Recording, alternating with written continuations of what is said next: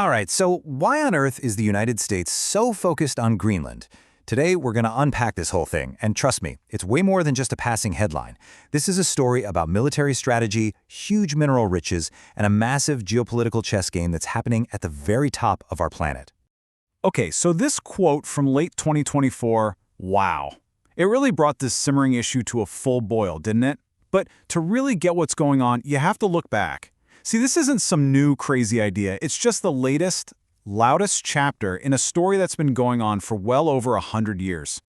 Believe it or not, this is a 150-year-old obsession for the U.S. It literally started right after the Civil War with Secretary Seward. Yep, the same guy who bought Alaska.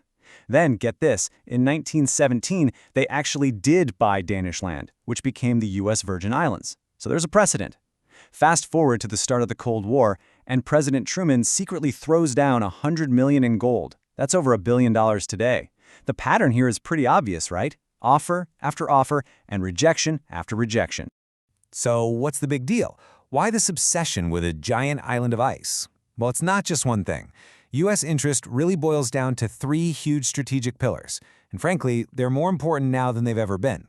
Okay, first up, military. You have to think of Greenland as a massive, unsinkable aircraft carrier parked right in the Arctic. I mean, its location is just perfect for watching over the shortest routes for planes and, more importantly, missiles flying between North America and Eurasia. It's the ultimate northern sentinel. And to really see why it's so important militarily, you've got to look at America's northernmost base, Pituffik.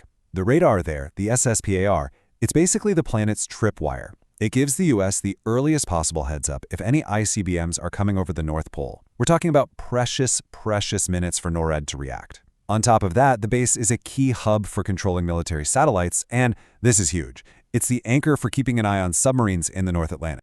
And that sub-watching job is all about controlling something called the GUIUK gap. Just picture a giant naval bottleneck. The entire Russian Northern Fleet has to squeeze through this gap to get into the Atlantic and threaten shipping lanes or undersea cables. And with Russian sub-activity now back at Cold War levels, well, you can see why controlling this choke point is absolutely non-negotiable for the US and for NATO.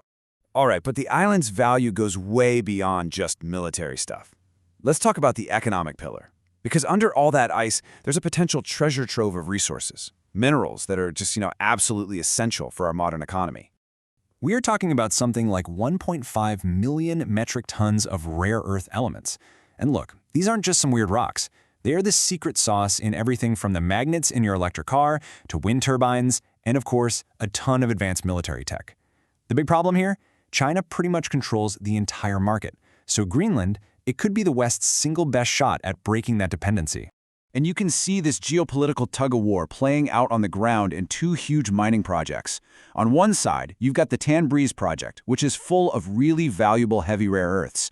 And guess what? It's now backed by a U.S. company, thanks to some serious lobbying.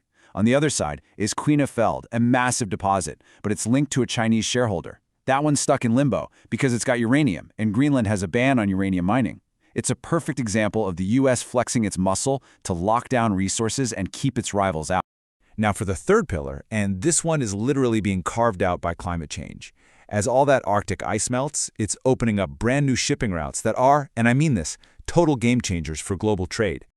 Just look at these numbers. A ship going from Shanghai to Rotterdam the old way, through the Suez Canal, that's about 10,500 nautical miles. But an Arctic route, like the Northwest Passage, that shaves off thousands of miles.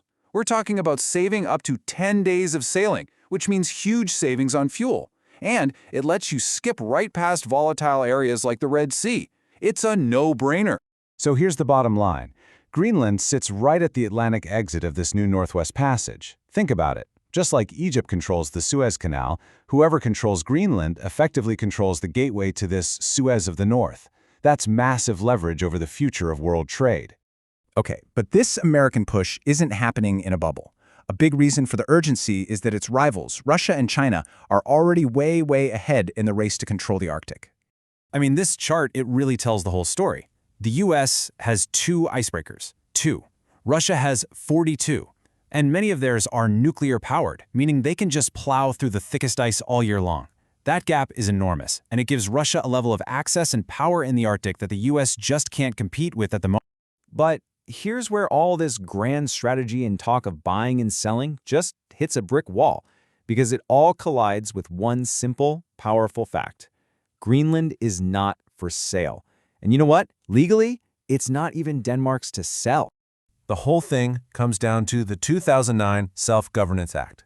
And this isn't just some local rule. It's a big deal under international law. It recognizes that the people of Greenland, all 57,000 of them, get to decide their own future. So, any deal would need their okay, not just a handshake between Washington and Copenhagen. And if you ask the people of Greenland what they think, well, the answer is about as clear as it gets. Recent polls show a whopping 85% of them completely reject the idea of joining the U.S. Just a tiny 6% are for it. Their desire to control their own destiny is incredibly strong.